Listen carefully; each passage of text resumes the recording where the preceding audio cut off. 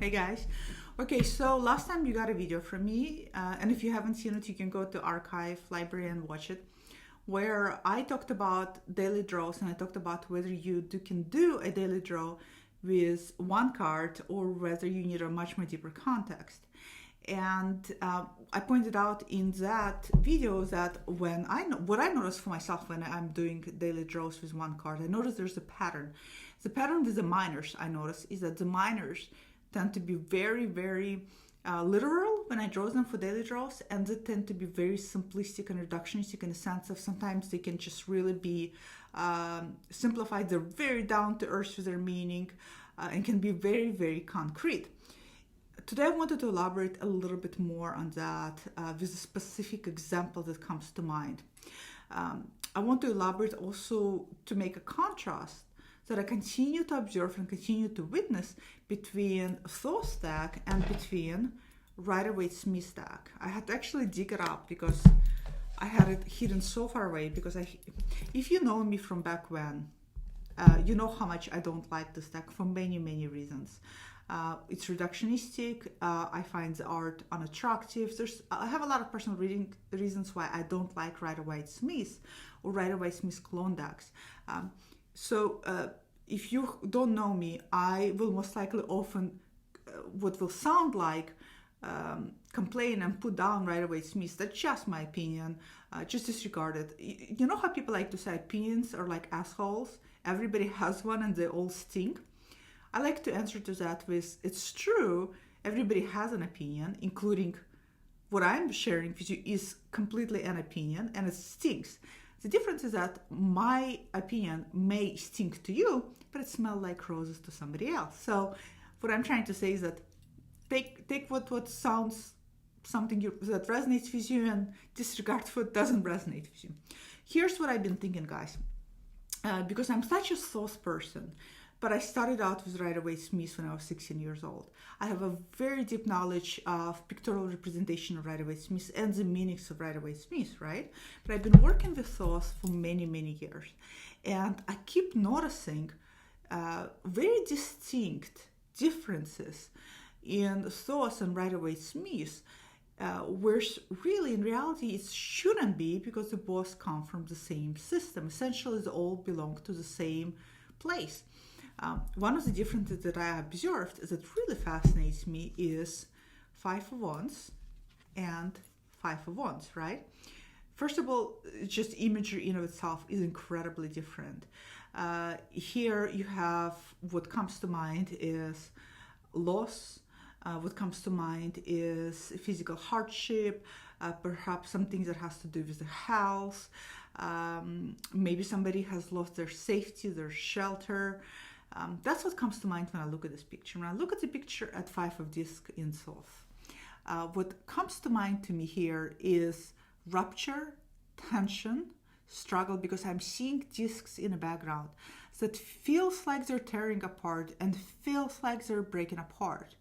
Something that I don't see here. Here, I don't see that. Here, I'm wondering, what happened to them? Did they bring this up on themselves? Are they going somewhere? Or sometimes to me they look like two beggars on a street, two people who are struggling, who have always struggled. So it's not necessarily a temporary position. So it's a very different representation that we're seeing here, and it energetically even gives you a different meaning when you do the readings. One of the things that fascinates me about the Five of Discs and the way it has been coming after me in the daily readings is very different than the Rider-Waite-Smith meaning. I remember very clearly the first time I read a different representation, different meaning about this card. I read it in this book. Most of you may be familiar with this book. I read it in here, and I remember the writer, Angelus, she said that one of the things she said about this card is that communication is falling apart. You need to be clear about what you're trying to communicate.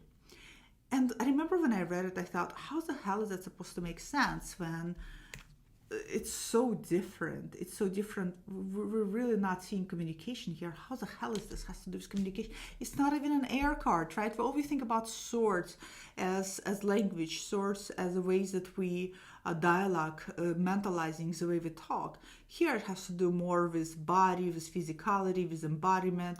Also has to do with grounding. It has to do with materialistic things. Has to do with money, relationship to money.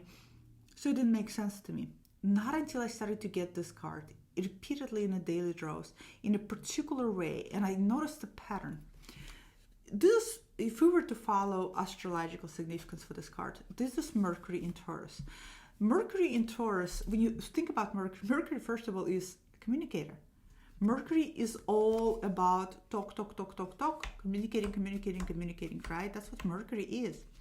Taurus is slow, stubborn, likes to hold on to things, not so easy to move. Imagine if you're trying to move somewhere, right? Which is communication is movement. Communication is about quickly getting your point across, no matter what you're saying, from one point to another point. And imagine that communicator, the Mercury, is a carriage. But instead of a horse that can be swift and quick, you're getting freaking bull, Taurus. Imagine how slow that movement will be. Imagine how much it's going to slow you down. And imagine how much tension that's going to give you if you want to communicate, you want to have your points come across, and you're stuck here with the slow-moving bull. And I thought about that way. I started to see this card very differently. And I can feel why there's tension behind it. Because the Mercury just wants to come through, just wants to tell you what the hell it wants to tell you. And it can't. Because it's obstructed by the slow movement. It doesn't get there quick enough. Which also makes one think, when you get this card in the reading, what happens if there's something we want to communicate quickly, swiftly, something that we're so eager to say, right? But we have to wait for the bull to get us there. When we do get there, do we still want to communicate that? Do we still want to say what we wanted to say? Have we moved on to something else? So that's a whole nother way to look at this card, right? Completely different way to think about this card. And I find it so interesting because it's so different from this card. In my daily draws, this card has been coming up literally 2 weeks ago. It came up for me on a day. So I'm online provider, I'm online psychologist. So I do all my psychology sessions online. And one day I got this card. And I remember I got this card and I was like, okay, well, we'll see how literal this is going to get. I had a problem with my internet. You know, if you're an online provider, you have got to have internet. I have internet. I pay for the best internet. My computer is cable wired for extra security.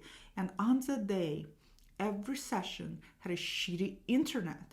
I had such problems with internet. It was literally issues with communication. It was literally the bull was taking me so slowly to where I wanted to go. I've been getting this a lot in this way. Another thing I observed about doing one card draws is that very quickly, like I said, the cards find a way, a language that works with your language. So for me, I'm noticing how this card, and maybe, you know what, maybe for a lot of you, this card is what it seems. It's this hardship, it's this seeking shelter, some financial loss, loss with the money or whatnot. But for me, this card, when I get this card, I seldom, if ever, sustain loss with money. For me, loss with money is, it is 7 of discs. It's my freaking nemesis. I hate that card. It's a failure, Lord of Failure. Oh my goodness. That's the one that I see and I'm like, oof, bad money. I'm gonna lose some money. This one, no. This is about communication. With me, it has to do always communication. So I find it very interesting, right? How there's cards that's so different. There's a lot more other cards in this deck that is different from this deck that I will be talking about because I find the differences so fascinating. But comment below and let me know, have you started, if you're somebody who works with both Thoth and or familiar with Thoth and Rider-Waite-Smith, have you started to notice these differences? If not, and if you are Rider-Waite-Smith person, have you ever noticed Rider-Waite-Smith 5 of Wands, 5 of discs communicating ever what I just said, is that Mercury in Taurus. because I think that's what's so interesting is that astrologically, Mercury in Taurus will exactly lead to that, right?